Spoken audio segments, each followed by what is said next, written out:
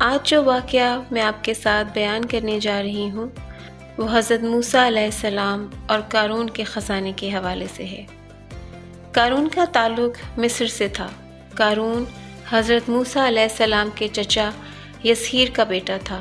بہت ہی شکیل اور خوبصورت آدمی تھا، اسی لیے لوگ اس کے حسن و جمال سے متاثر ہو کر اس کو منور کہا کرتے تھے۔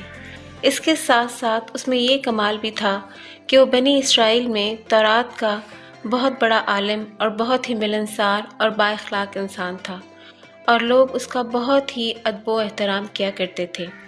مگر بے شمار دولت اس کے ہاتھ میں آتے ہی اس کے حالات میں ایک دم تغیر پیدا ہو گیا، اور سامری جادوگر کی طرح منافق ہو کر وہ حضرت موسیٰ علیہ السلام کا بہت بڑا دشمن بن گیا اور اعلیٰ درجے کا متکبر اور مغرور بن گیا۔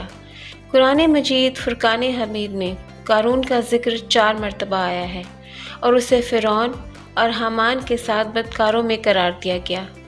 تورات کے مطابق اس کا نام کورہ تھا، اور بظاہر اس نے حضرت موسیٰ علیہ السلام کا دین بھی قبول کر لیا تھا۔